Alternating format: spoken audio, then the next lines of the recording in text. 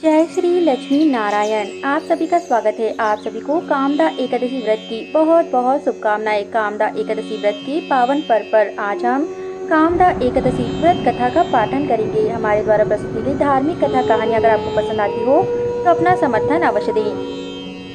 कामदा एकादशी व्रत को बहुत ही पुण्यकारी माना जाता है। मानता है कि इस व्रत से सारे पाप धुल जाते हैं। इस व्रत को करने से जाने अनजाने में हुए सारे पाप नष्ट हो जाते हैं। कामदा एकादशी अपने आप में संपूर्ण मानी जाती है। इस एकादशी के व्रत करने से सभी मनोवांछित फलों की भी प्राप्ति होती है। यहाँ कामदा का अर्थ है इच्छाओं को पूर्ण करने वाली। एकादशी का अर्थ है एकादशी का व्रत, अर्थात वह एकादशी जो संपूर्ण इच्छाओं को पूर्ण करती है। इसलिए इस एकादशी में भगवान श्री हरि विष्णु से न्याय उचित प्रार्थना करने पर उनकी सभी इच्छाएं पूर्ण हो जाती है। कामदा एकादशी व्रत कथा। जय श्री लक्ष्मी नारायण। धर्मराज युधिष्ठिर भगवान श्री कृष्ण से कहने लगे कि हे भगवान, मैं आपको कोटि कोटि नमस्कार करता हूँ। अब आप कृपा करके चैत्र शुक्ल एकादशी का महात्म्य कहिए। धर्मराज युधिष्ठिर के कथनों को सुनकर भगवान श्री कृष्ण कहने लगे कि हे धर्मराज, यही प्रश्न एक समय राजा दिलीप ने गुरु वशिष्ठ से किया था। जो समाधान उन्होंने किया वो मैं तुमसे कहता हूँ, तुम अवश्य इसे ध्यान पूर्वक सुनो। प्राचीन काल में भोगीपुर नामक एक नगर था। वहाँ पर अनेक ऐश्वर्य से युक्त पुंडरीक नाम का एक राजा राज करता था। भोगीपुर नगर में अनेक अप्सरा, किन्नर तथा गंधर्व वास करते थे। उनमें से एक जगह ललिता और ललित नाम के दो स्त्री पुरुष अत्यंत वैभवशाली घर में निवास करते थे। उन दोनों में अत्यंत स्नेह था। यहाँ तक कि अलग अलग हो जाने पर भी दोनों व्याकुल हो जाते थे। एक समय पुंडरीक की सभा में अन्य गंधर्वों सहित ललित भी गान कर रहा था। गाते गाते उसको अपनी प्रिय ललिता का ध्यान आ गया। उसको जैसे ही यह ध्यान आया, उसका स्वर भंग होने के कारण गाने का स्वरूप ही बिगड़ गया। ललित के मन की भाव जानकर कारकोट नामक नाग ने पद भंग होने का कारण राजा से कह दिया। तब पुंडरीक ने क्रोध पूर्वक कहा कि तू मेरे सामने गाता हुआ अपनी स्त्री का स्मरण कर रहा है, अतः तू कच्चा मांस और मनुष्य को खाने वाला राक्षस बनकर अपने किए गए कर्म का फल भोगना। पुंडरीक के श्राप से ललित उसी क्षण महाकाय विशाल राक्षस हो गया। उसका मुख अत्यंत भयंकर, नेत्र सूर्य चंद्रमा की तरह दीप्त तथा मुख से अग्नि निकलने लगी। उसकी नाक पर्वत की कंतरा के समान विशाल हो गई और गर्दन पर्वत के समान लगने लगी। सिर के बाल पर्वतों पर खड़े वृक्षों के समान लगने लगे तथा भुजाएं अत्यंत लंबी हो गई। कुल मिलाकर उसका शरीर 8 योजन के विस्तार में हो गया। इस प्रकार राक्षस होकर वह अनेक प्रकार के दुख को भोगने लगा।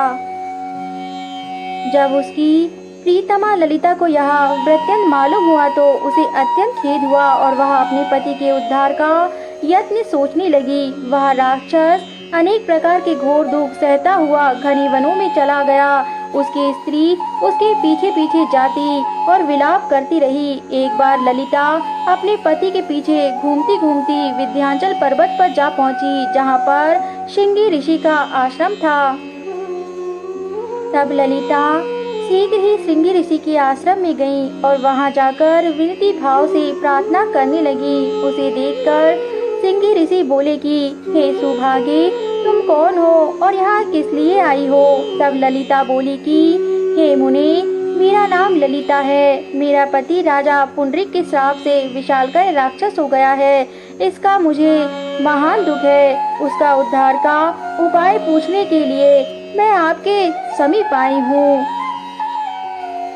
हे मुनि श्रेष्ठ, कृपा कर मुझे कोई उपाय बताए।